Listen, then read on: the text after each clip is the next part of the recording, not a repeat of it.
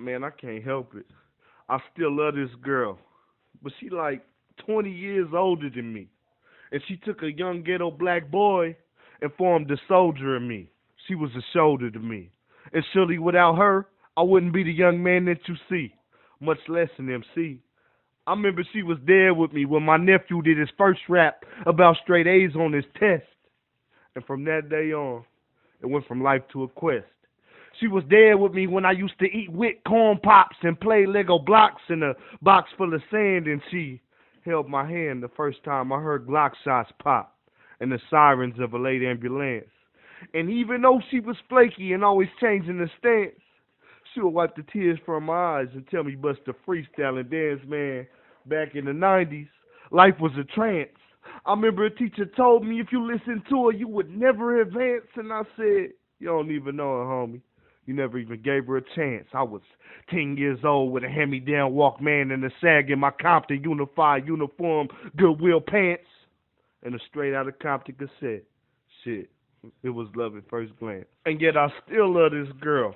And as we got older, we got closer, developed a bond. She would stimulate my mind every time. She would sing me a song. She would pour me a drink. She would pass me the bong. And every time that she left, she was never gone for too long, like Bill Withers. She was my sunshine. As a matter of fact, she was the first one who told me it was okay to point my middle finger at one time, press and repeat every time the beat had reached the end of its runtime, analyzing her bars and decoding her punchlines.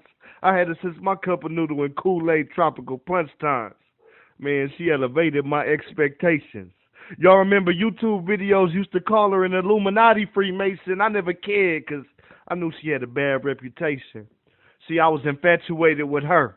But most of all, I loved her energy, her double entendres, her metaphors, and her similes. She was the voice of the inner city, the county building symphony, and you can't help but feel her soul every time your eardrums even enter her vicinity. She even squashed beefs and made friends from enemies. She would illustrate so vividly, she made these words to imagery. She became the channel for me to lyrically manifest creativity, ultimately maximizing my potential ability. She wasn't a girl, she was a goddess, my little slice of divinity. And R&B was a brother, and that's why I loved her. But one day she replaced her depth with simplicity. She used to be pure, but corporations raped her and stole her virginity. Then she lost all her chivalry. Nas once said she was dead, but a real fan knows that hip-hop don't die. We multiply for infinity. Man, I still love this girl, but I no longer think the feeling is mutual. She used to be a free spirit, but now she 100% institutional. Now she ugly and disrespectful, but she used to be beautiful. She used to be that. She used to be this. She used to be a boombox on your shoulder while you bobbing your head and shaking your hips. But now she about a fresh fit gold chain and pair of white kicks. When she used to be Huey Newton on the front line pumping a pair of black fists. I mean, she still tells stories and stands up to pig cops. But ask her what's more important now, the cause of the wristwatch, or the beat that 50 in game got, a Biggie or Tupac, or rapping the hip hop. Asking when will the shit stop? Or Bangy or Dre beats every time a new ignorant hit drop. Common said she was an angel and that he used to love her. Kanye was her last hope until he lost his mother. Lupe Fiasco said she saved his life, and before Beyonce, Jay-Z was a lover. But when them funds came in, it became all about the guns and the butter. And aiming guns at your brothers. It's a high crime rise in the community. Now windows got bars where it used to be shutters. She became ruthless. She became the patron saint of my local dealers, killers, pushers, and shooters. This is stupid. How we let them take her from us and stereotype our men as criminals and our women as sluts. How we let racist-ass America throw her on the table and cut. They trying to take the new culture, but hold up. Taking the old culture during slavery wasn't enough? But regardless, I still love this girl, but she's dying of corporate HIV. She contracted it when she became ratchet and prostituted herself to MTV and BET. They say she the root of it all on CNN, Sly Fox, and NBC. She lost her way. She went from an art to an industry. They said she the reason why black people riot and break all the laws. Why there's a homicide every day and young black and brown men got guns in their drawers. They said she the reason why black women is over sexualized and objectified, and the reason LAPD got off, even though Rodney King had testified. They said she the reason we disproportionately incarcerated on death row awaiting lethal injections. The reason Zimmerman got off, even though Trayvon wasn't holding the weapon. They said hip-hop is why these hoods projects is hopeless, trying to prove a point, sexist, reckless, and pure homophobic. Damn, man. They had the nerve to blame it on hip-hop. Not slavery, not crack, the Klan, Jim Crow, and systematic oppression, but blame it on those damn niggers and their musical preference. But no matter what, I still love this girl, even when she's almost dead. So hip-hop looked up at me from the head of a hospital bed and said, pull the plug, and I give her a hug. I said, I could see past the Soulja Boys, Lil Pumps, and 6ix9ine, and remember the love. I remember Tupac told me it was a heaven for thugs.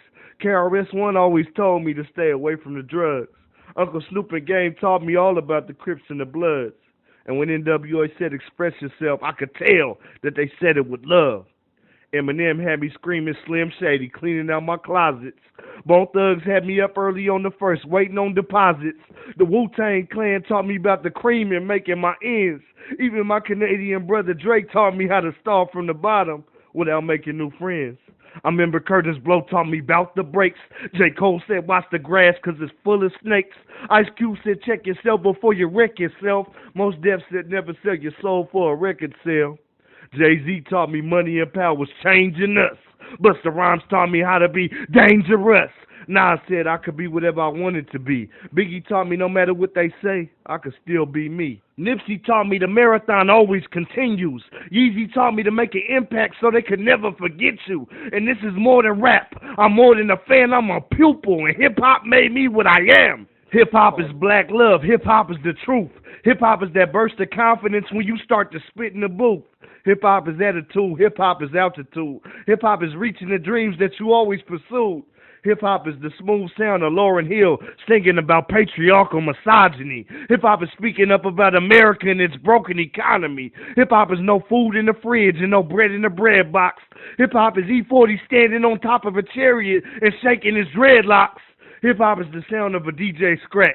Hip-hop is that hood barbecue when no guests get clapped. Hip-hop ain't the teacher telling you to talk this out. Hip-hop is LL Cool J screaming, Mama said knock you out. Hip-hop is J. Cole in Dreamville and Kendrick and Top Dog. Hip-hop is standing in the LA riots and throwing a Molotov cocktail at the side of a cop car. Hip-hop is the city of angels to the 5 boroughs of the Empire State. Hip-hop is the south side of Chicago to the White House gates. Hip-hop is Biggie and Pac on the other side, saying the East Coast, West Coast beef was stupid. Hip-hop is Easy resurrecting from the grave and taking control of Ruthless. Hip-hop is graffiti on your wall, on your bathroom stall. Hip-hop is the first time you ride a bike in Compton and you scrape your knee when you fall. Hip-hop is spontaneous, low income, schoolhouse spitting. Hip-hop is the smell of your auntie in the kitchen cooking stank-ass chitlins. Hip-hop is you dunking on your friends at a neighborhood court. Hip-hop is the Nation of Islam dude on the corner telling you to put down the pork. Hip-hop is the answer, oppression's worst enemy. Hip-hop is a fat black middle finger jammed up the ass of white supremacy. Hip-hop is protest. Hip-hop is defiance. Hip-hop is refusal to conform to oppressive compliance. Man, hip-hop is doing something about Mike Brown and George Floyd laying in caskets. Hip-hop is a plantation full of pissed-off field niggas stringing up they massa. Hip-hop is a black king with a nappy afro and a fist raised next to a black queen with a head full of French braids and 2 shovels and switchblades. We digging pig graves. Hip-hop is a movement, and not your grandma and grandpa's civil rights generation. We should stand as a unified force, dedicated to the eradication of race-based hatred. Hip-hop is our culture. Hip-hop is our thoughts. And I'll be damned if we let them take it. 80s and 90s kids, this is all that we got. They say she passed long ago, but through the test of time she survived. And hip-hop will never die if her fans are alive. No matter what y'all say, I still love this girl. And every last one of y'all should too.